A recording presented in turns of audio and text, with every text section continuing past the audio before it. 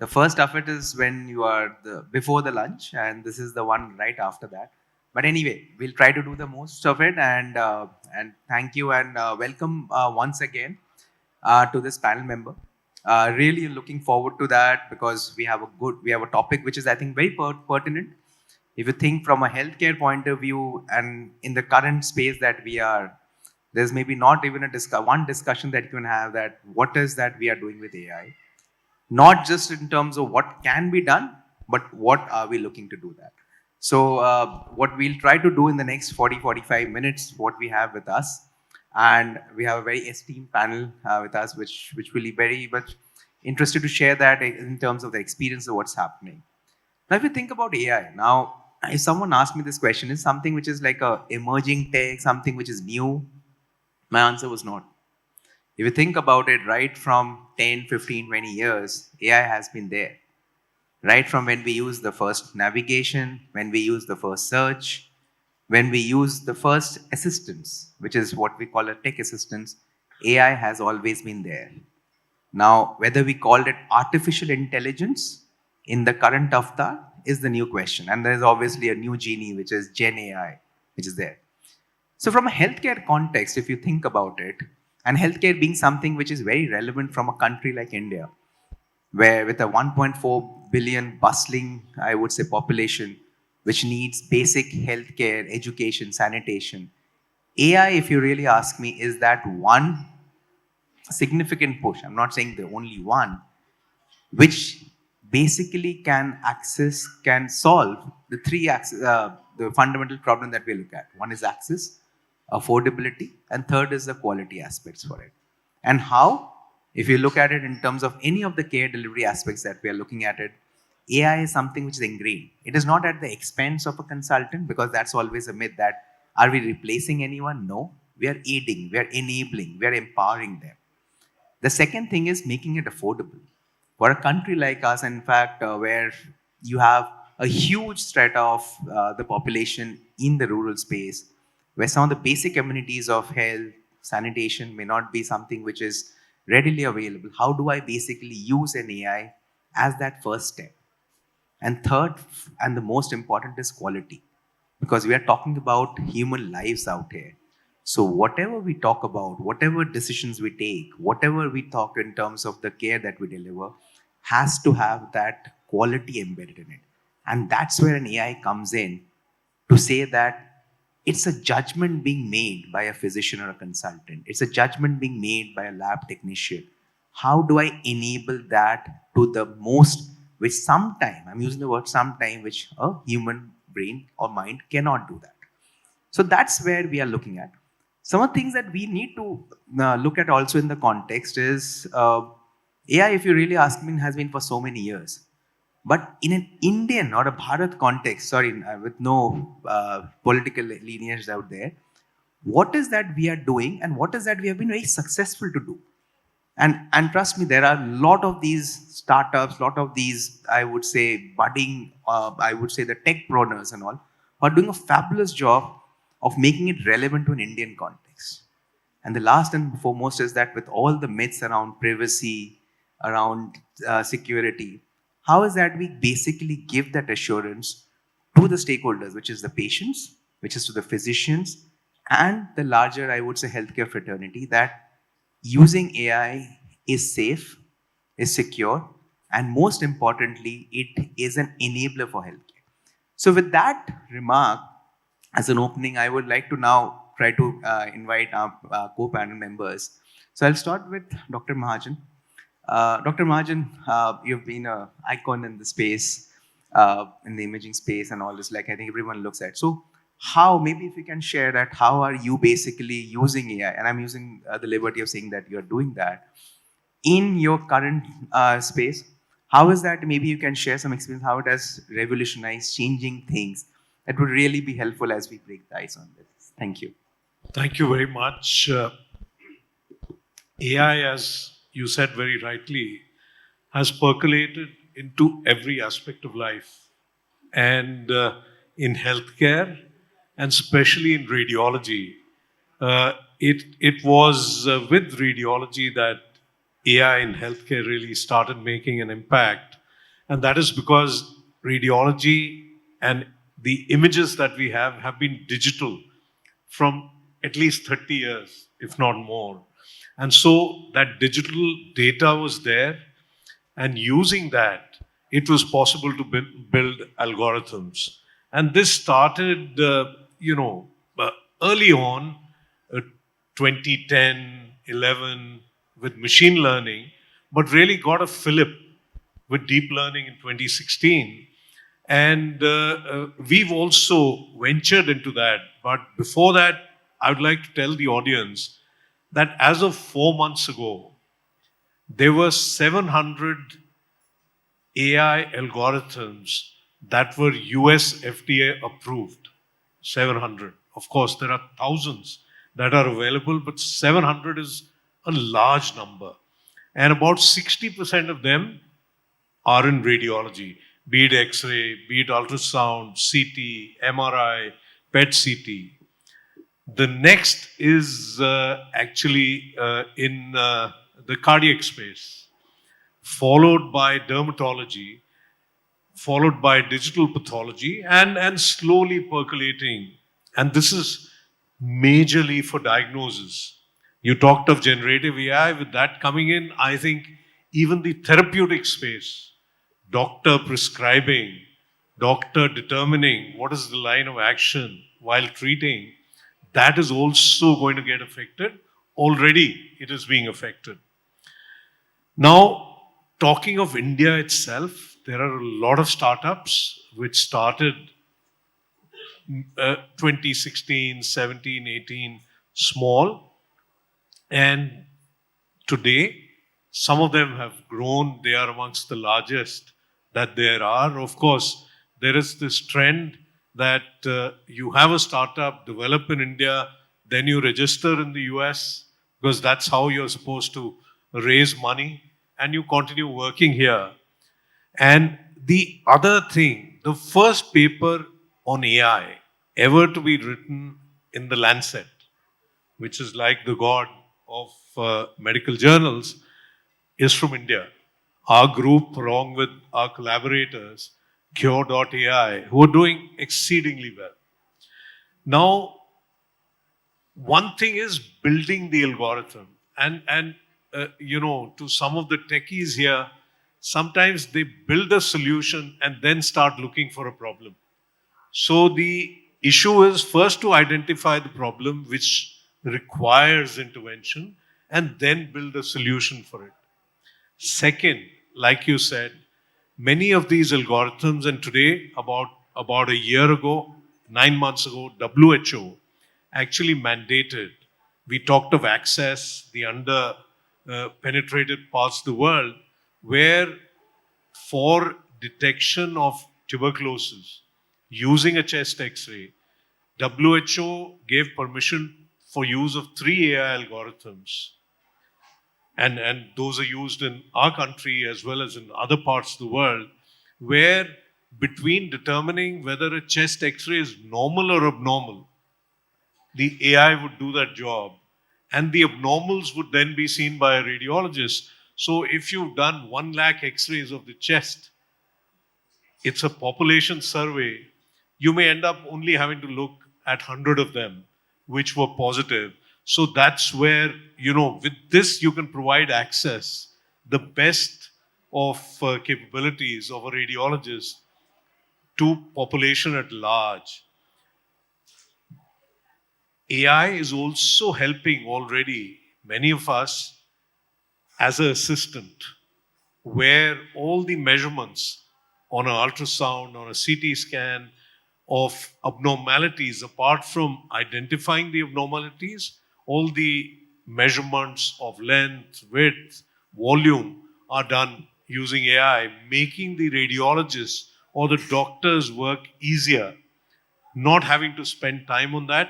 And that improves your productivity, which improves turnaround times, and also, hopefully, over time, will reduce costs and make healthcare more affordable. We recently published a paper. It's a multi center paper, including from the Harvard Medical School, Mass General, where we ran an AI algorithm through data of multiple hospitals and compared against the reports that had been sent out. And the results were quite startling that even from the best institutions of the world, there were so many missed findings on something as basic as chest x-ray. So there, the quality part, the auditing of your reports, all of that can be helped with AI. And certainly, as we venture forth, I'm sure many more areas are going to open up. Right now, it is more about the common diseases, but a time may come when the more rare diseases, the exotic diseases, a case which a doctor sees 2 or 3 times in one's lifetime, and because of which the diagnosis will get delayed or missed, probably AI is going to play a role in that as well. And like I said, in therapy, it is going to play an increasing role. I think I'll stop here, and then if time permits, we'll take up something later. No, it's really wonderful, and I think just that if you were to just reflect on what Doctor mentioned, some of the things which are groundbreaking, we tend to think that it is the West to be aped, but a lot of times it's the thought leadership that we have done that we and which we are continuing to do and make it happen. So the same thread, I will now go to Dr. Charu with all the things that we spoke about and what Doctor mentioned about the clinical part. Uh, the other aspect is in terms of providing, I would say, that experience that we are talking about. And now experience is something which, if every patient, if we speak about, they're also in terms of being influenced by hospitality or health or any other industry. So how do you think that some of these things are changing? Maybe some of the experiences, and it's something which was not unheard. In fact, I 5 years back, no one spoke about experience in healthcare, but now it is really there. So, how do you think some of this paradigm is changing or has changed in that sense? Thank you so much, Anton, for this question. And thank you so much, the fellow panelists. Picking up from where Dr. Mahajan just left, and the question pertaining to a patient experience and harnessing AI in developing that patient experience. We have, come a long way. We have come a long way, and especially representing the home healthcare industry. Earlier, since the 1960s, it has been in place, but it was extremely manpower driven and very much reliable on, patient caregivers. Definitely difficulties related to quality, consistency, and even the patient experience was never a kind of a parameter which was mandated or monitored very regularly in that industry. But since 2020, there has been a paradigm shift in not only because the global aging population and increasing requirement, but also of the fact that there's so much of integration of technology which is coming into this arena. Now, just picking up of a certain experiences which has kind of, my personal experiences, our team's experiences, which have changed the way the entire patient experience has changed, and it has improved considerably. As a clinical physician, the first one is always about the kind of treatment protocols that are given. And, with wearable technology and IoT, there have been, controlled remote monitoring systems since the COVID times. It was extremely difficult for the physicians managing critical patients at home and visiting during COVID times. So using as basic as a wearable technology, we were able to do controlled remote monitoring. And one of the technologies that we used was a VIOS. It was a VIOS medical technology, and there have been instances when in the wee hours of the night, we have been able to track a patient's seizure episode, and we were able to understand with the controlled remote monitoring, with the vital signs monitoring, we were able to understand if something off is going around. The caregiver is not present, because obviously during the COVID times, the caregiver cannot be in the same room, and especially if the patient is bedridden, a stroke patient, an elderly patient who's suffering from multiple comorbidities. When you actually realize that there is something which is extremely off the chart, the beeps are monitoring, and what we realized is that a patient was actually having a silent seizure. And early intervention, early prediction, so that there is no deterioration. So that was one of the biggest aspects in my personal experience, where such kind of a technology has helped a better patient experience. The second has been definitely about telehealth services. as basic as a video call with a doctor, inaccessible areas, people can't move out of their house. Even during 2021, 2022, there were, so many patients of, of COVID, that doctors were kind of swarmed with writing prescriptions or typing prescriptions for that matter. And managing, as Sir said, managing the burnout for a better productivity so that the patient experience can be better was so easy that most of our physicians were giving voice integrated prescriptions to the patients who were not able to reach to the hospital, or we didn't want them to step out of the home. That was telehealth services created a huge, a better patient experience during that time. And recently, with more Gen AI and virtual reality sticking into our plate, we have actually found out that how virtual reality has brought in a big change for the rehabilitation of elderly patients. Being a hardcore geriatrician, working for palliative care, we always look at the quality of life. We look at the self-confidence of the patient. We actually monitor the overall happiness quotient of the patient. We want to see the patient to be more confident and more alert. We want them to participate in our discussions more. They shouldn't feel that because they are suffering from a terminal or a irreplaceable or an irreversible problem, there is no sense of life. So for us, the monitoring is not only on objective parameters, but certain subjective parameters, which I mentioned before. And using certain tools of virtual reality with, like we have a virtual reality tool that we are trying to create and integrate into our system that helps stroke patients or palliative care cancer patients to get on their motor skills with the help of games such as boxing. We have been able to create their better quality of life. Their happiness index has increased and their self-confidence levels have increased as per the psychologist scores. So with all these parameters, we have always, it's still a long way to go. And definitely it helps in aiding the entire human concept of managing medical issues. But I think it's a wonderful way of managing in our vertical. Yeah, thanks. And I think the examples that you mentioned about are basically how we make the pertinent use. Because if you think about it, these have always been there, but how do you get them into action? Put a framework around that and then make it very relevant for the experience that you're delivering. So in the same breath, I will just go to Saurabh now. Now, one aspect we spoke about the clinical, we spoke about the experience. The other aspect is the entire thing about the operations, administrative, which is something we may call it non-clinical, but something which runs the, I would say, the house or the organizations.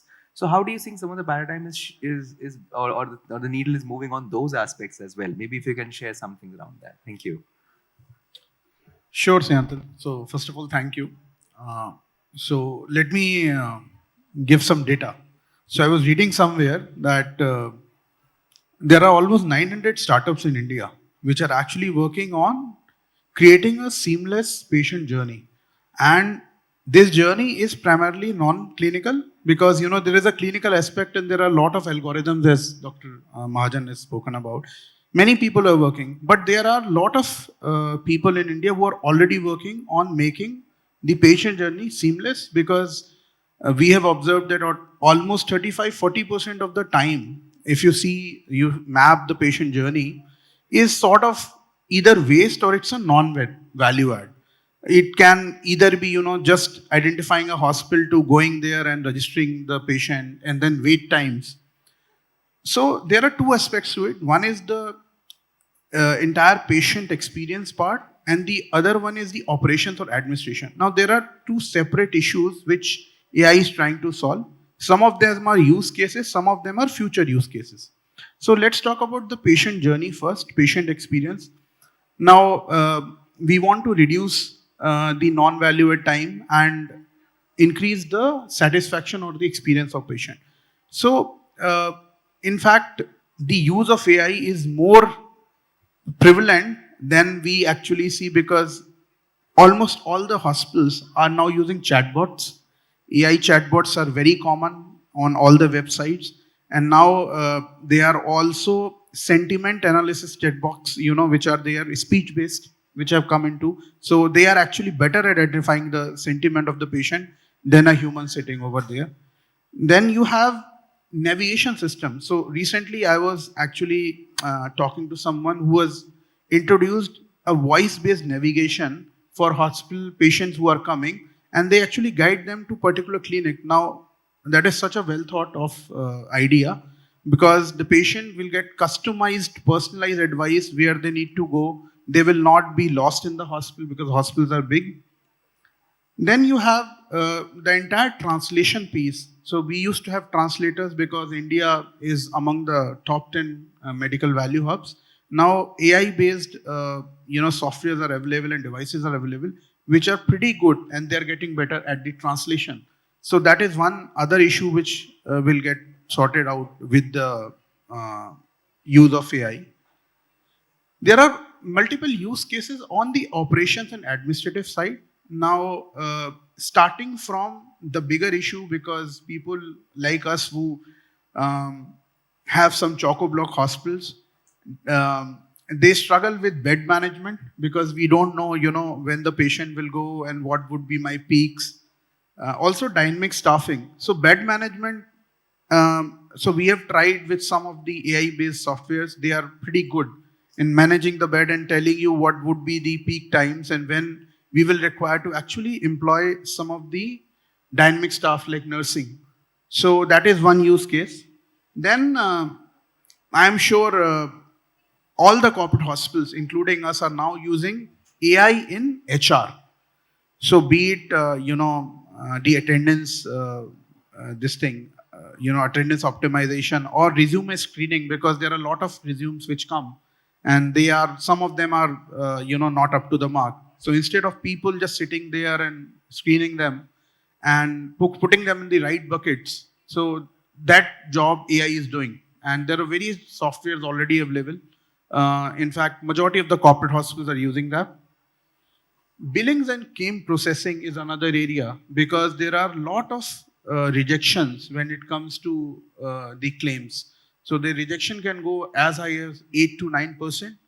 Now with the use of AI, it has been demonstrated that you can reduce it to 2 to 3%, and that is actually the EBITDA which gets added, and that's what really matters.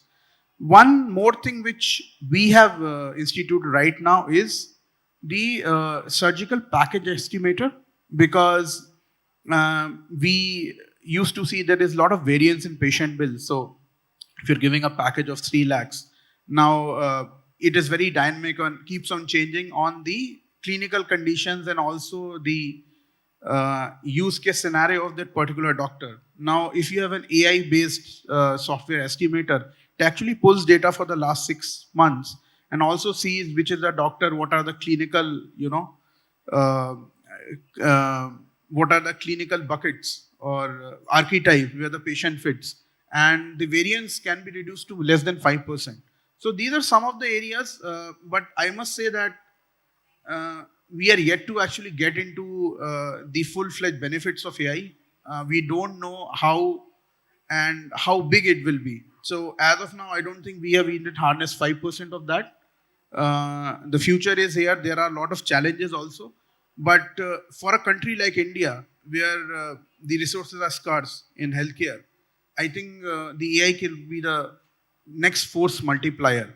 And as Dr. Mahajan sir was saying, almost every hospital is now only referring the improper or abnormal chest x-rays to radiologists. Now you just see the multiplication of the resources. A radiographer or a radiologist seeing 100 x-rays versus 1000 x-ray per day. Now that's the type of force multiplication we are talking about, be it into clinical and non-clinical. So those are my views. Thank you. And, I think thanks for that. I think I'll just take the cue in terms of, you mentioned about the accessibility part. So, and I'll move to Leila on that. That for a country like, which is as diverse with all the challenges that we have. So how do you think AI is playing that part in terms of the accessibility, making healthcare more accessible towards literally the corners and in the fashion that works in India? That context is very important for us. So your thoughts, please, on that. Thank you. Assalamu alaikum. I would start with my own greetings and good afternoon. I have a dream that somewhere sitting in Srinagar, everybody could have the accessibility of good healthcare. But is that possible through AI? It's a question for me. It's a question for all of us who are using AI. Being a mental health expert and a psychologist and running the first private rehabilitation center in Srinagar, it was a challenge for us to even have manpower for this. We all know, thanks to COVID, that mental health is increasing day by day. Out of two, one person is suffering from mental health issues. Out of 10, one is suffering from drug addiction. So, where are we leading our generation? Where are we leading our healthcare and mental care? AI being accessible is a huge question. But before that, are we aware what AI is? And coming from Srinagar, coming from Kashmir, someone sitting in Gurez doesn't even know the full form of AI. Before coming here, I did not have so much information about AI.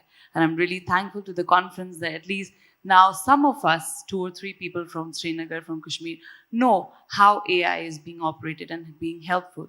So before we go to the question of accessibility, I would definitely put a question that how much are we putting efforts in awareing people? My grandmother, she's still alive, she won't understand AI. So I have to be sure before I put a facility in front of her to make her aware why it's important. Why are we switching from manpower to machine? Why are we switching from paper to online? What is the reason? Why are we doing so? So that awareness is really, really less, especially in Kashmir. Even yesterday when I attended the session, the government policies, we were not aware of that. The state government in Kashmir has not put that forward to any of the hospital or any of the government hospital or private hospital. In Kashmir, there is no AI. There is no online format. Everything is still on paper, just like years before.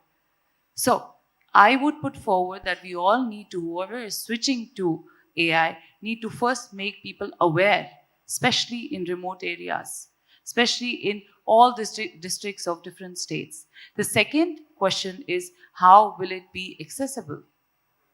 In Kashmir, the connectivity is a huge issue. I'm sure we all are aware of that. Someone again sitting in Kupwara doesn't have internet facility. We have villages where there's no Airtel, there's no Geo. So how would we make this able, to those people who actually need it? Somebody who's suffering from an issue, health issue, a mental health issue, anything related to their health, how would he come forward and connect when there is no connectivity? So how much are we making it accessible?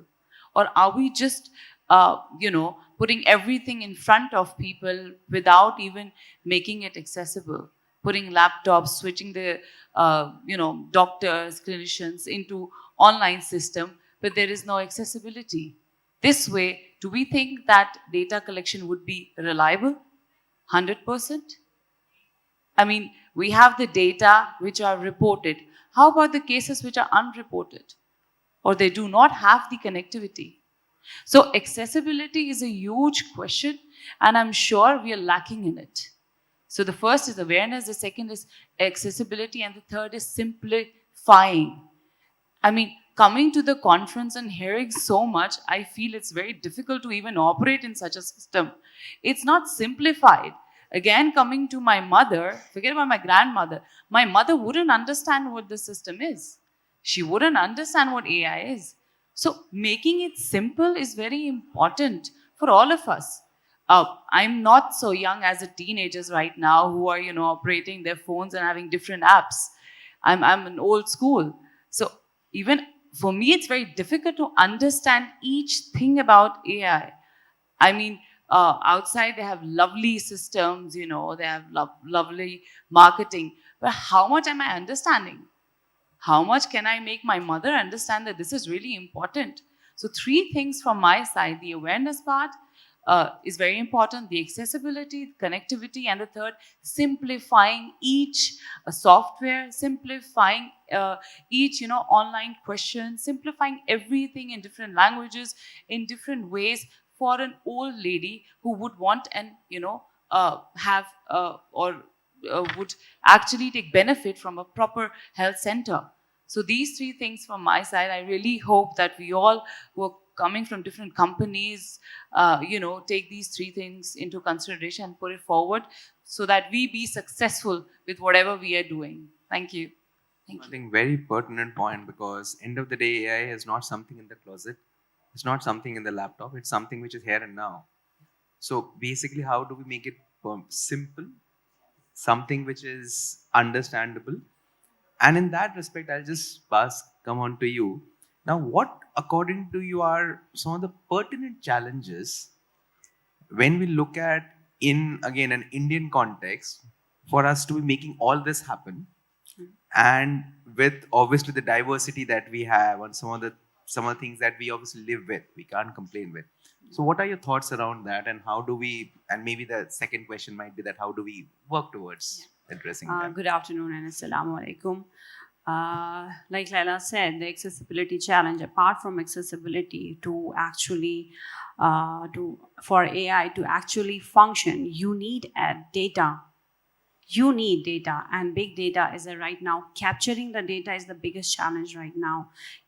We Indian government or the policymakers, they have to create a platform where all the government, public health sectors and the private sectors, they need to be connected or linked through some medical ID, whichever would be given to the patient. That medical ID should be like that when the patient enters to the hospital and discharged from the hospital, everything should be recorded there, and it needs to be interlinked with all the healthcare stakeholders. Talking about the capturing data and storing it in a database or in a cloud where any patient can go and have access of their medical history or whatever the healthcare provider wants to take. Then only we can say that, okay, we are going paperless. When it is not implemented in the government hospitals, if we are talking about the AI, then we are talking in metro cities about. We're talking about only in metro cities. It's not implemented anywhere in Kashmir, and I would say it would be not implemented in other different states or in the different villages. So to actually, for the deep learning, machine learning, like the doctor said, that you need to have access of data first. And we don't have, and we know that we lack there.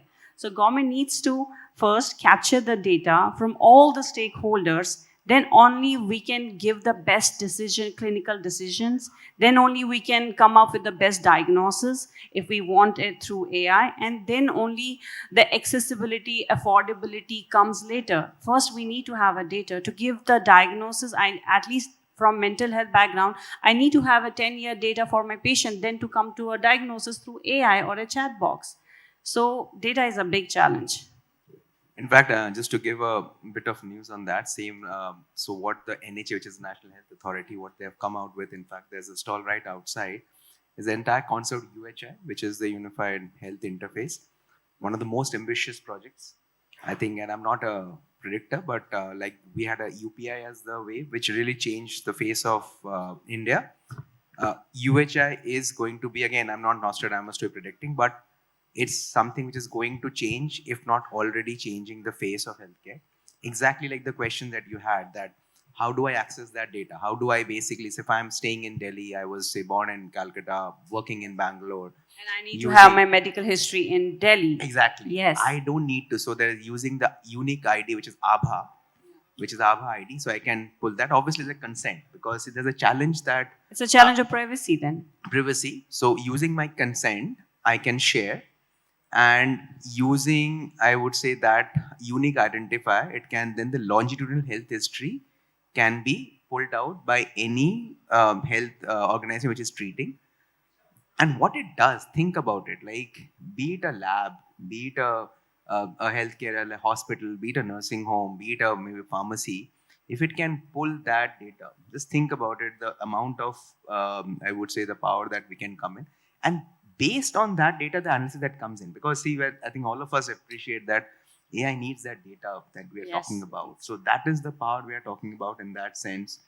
So maybe I'll just go to Dr. Martin, like how are you excited about this thing, and what's the next I think the two ladies have brought out very, very relevant points.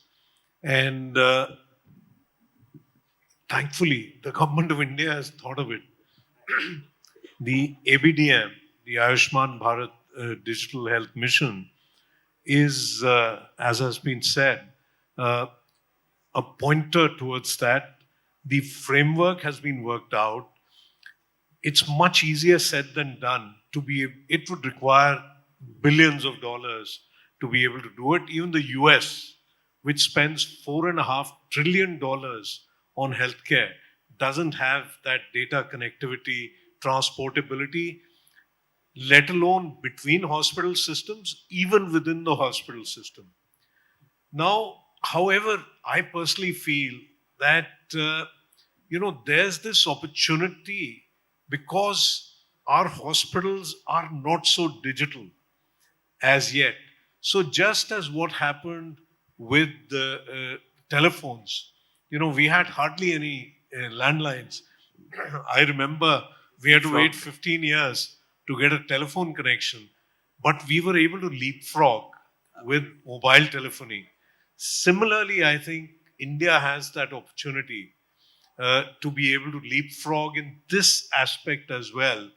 And if the government is really serious about this, and they have already built a skeleton, actually, it's up to healthcare organizations, large and small, including single doctor clinics, to be able to provide this flesh and blood for this interconnectivity to happen.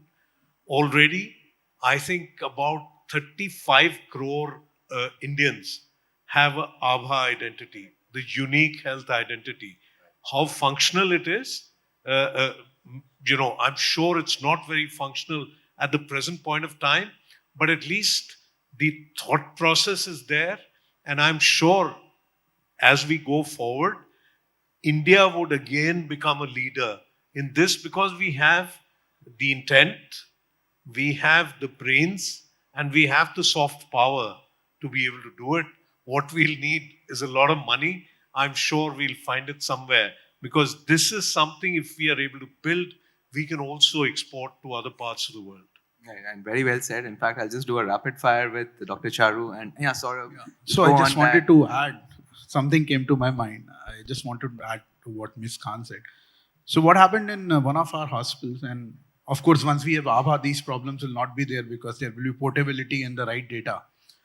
So the PIN code of a patient is actually a gold mine, because if you actually, and this goes back to capturing the right data, because if you have the right data, then only the machine learning will happen. So AI is all based on inputting the right data. If there is garbage in, there will be garbage out. So PIN code is a gold mine, and we made it mandatory to capture the PIN code. Now, half of the time the PIN code was wrong. So, when we were trying to do predictive analysis based on the disease pattern, where the patient is coming from, it was all wrong. So now what we are trying to do is we are trying to actually use AI to correct that data, so that if you actually enter a PIN code which does not exist in India, it will not even take it. So this is actually very interesting. I just thought of adding this. Capturing right data is actually good anecdote that you captured. Actually, adding to that, I'm so sorry. The actual data, you pointed out a really brilliant question about the actual facts. Coming from the mental health background, I need to rely on the data only to give the diagnosis. The AI has to give the diagnosis. How would AI will figure it out whether the person is giving me the right data or not? I could lie my age. I could lie my concerns. The AI will come up with a different diagnosis. Maybe I won't be the OPD or OCD or BPD patient, but it's all about self data, right? Whichever I have to give, the diagnosis will come. So though I'm a pro AI, it's not like that, but it's just that AI cannot replace a physical therapist. Sometimes we have to rely on the other person, and we have to judge the features. I guess the Lala will also jump into that. I am absolutely amazed by whatever you were putting forward. And self-data reliability is anyway very less, especially in the quantitative form. I mean, when we have qualitative interviews, when we have, therapies, it's all I won't say 100% even reliable, because a person can even lie in front of you. But a therapist is there to actually figure out. So self-data reliability is a question from years and years. And the second thing I want to put forward is, when we're talking about the government, I always say that private sectors are secondary. Primary is government. Why? Because everybody cannot afford private, Medanta, Apollo, or even our rehabilitation center. They go to government institute. And to adopt AI and adjust the generations with it, first the government needs to implement it in all the government sectors. Then the private sectors are easily, understood and adjustable. I mean, people who are going to government sector, they're still going with a lot of papers. I sometimes go for my OPD in one of the government hospitals in Kashmir, and basically they have a lot of papers, and I don't have any laptop to see what she went through 10 years ago. And the last thing I want to mention here from my side is the privacy. For mental health, privacy is very, very, very ethical and confidential. I cannot put somebody's story out there. There are clients who actually come to me and tell me, your nurse should not know that I belong to this family because this has happened with me. So how, should I put it in an AI form or a system or a software where everybody of my team is accessing the information? So that's another question, which I think we all need to see in our own sectors, in our own practice, that how sensitive are we, how ethically right are we when we are introducing all new, ventures into healthcare. I think Shantan, I just would like to put one point. I know the time's up and the organizers might just kill me, but one small point where Saurabh was putting in about patient experience. As a non-clinical, from a non-clinical perspective, my operations team, they felt so, they felt so better with the patient experience when they actually adapted a technology to track the manpower which is going to patients' homes.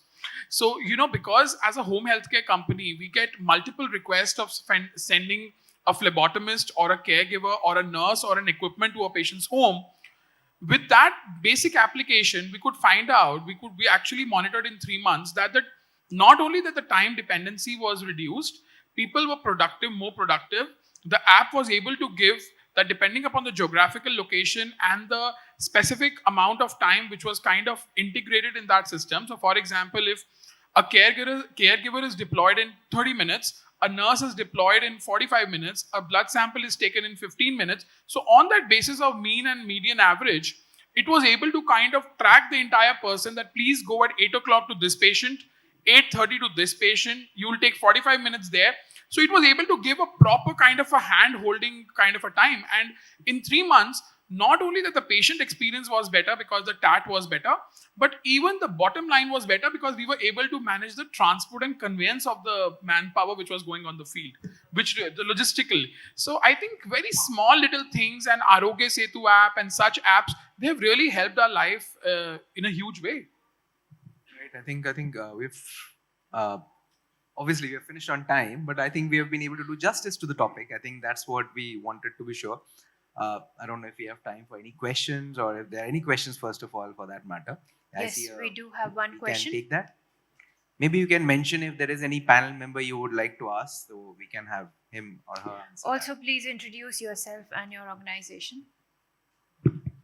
Good afternoon to all. I'm Dr. Saxena from Delhi. My question specifically pertains to radiology. So that means Dr. Mahajan is the best person on the panel. Yesterday, sir, I'm attending this session since conferences yesterday, thanks to Elets. Yesterday, the experts, there was a session on cyber threats. And the gentleman showed a slide here in this platform that this, like one normal X-ray is there in a radiology lab. And then he showed that cyber threat can affect the AI, and the patient's lesion, X-ray chest, normal X-ray chest can be superimposed with a cancer lesion. So, and vice versa. Cancer lesion can be shown as a normal. My question to Dr. Mahajan is, what precautions you are taking to take care of this attack does not affect the reporting, and if not today, and what should be taken? See, this is something we wrote on about, I think, 2 years ago, and this this possibility exists even today without AI. This is not something which only AI is able to do, where you are able to, instill abnormality, say a chest X-ray, and you put in a cancer image on it, or you extract some. That can happen. It can happen with a phishing attack where they may be able to do it. So we have to guard against all these things.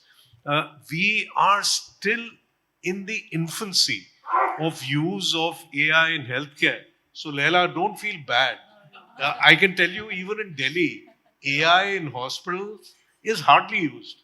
So it is only the possibility is immense. And 5 years from now, all of us sitting here will be using some part of AI in healthcare. I, as a radiologist, will probably be able to, hopefully, be able to write 250 reports. I'm able to write 25 or 30 in an 8-hour period today. Uh, at our reception, there's already an app which is able to tell you out of the 30 patients who have been appointed for today, which 5 won't turn up. And it does it very accurately. It's able to even tell you what the waiting time is going to be. That at 12 o'clock, you will be running 1 hour late. So a lot of aspects, of course, the holy grail is making the diagnosis. That is still some years away. There are apps which claim that they can do it. There is one AI application which has got a C marked for unsupervised reporting. So the app can send the report out. There's a C mark for that, just one till now. So, but all of us, and then the purity of data. With generative AI, actually, you can create data. So maybe you don't need those millions of scans going forward. So we are in very exciting times. And I think all of us have to contribute. The main thing is be positive in your approach and don't think it's going to take your job away. No one's job is going to get taken away. We will evolve, we will become better, we will modify as we go forward. No banker's job went when computers got introduced into banking, and similar will be the case with healthcare or any other field of any other profession that we have. Inshallah. No, thank you. I think that was a very nice way to sum it up. End of the day, AI is something which will live with us. It will just help us and deliver better care. Thank you.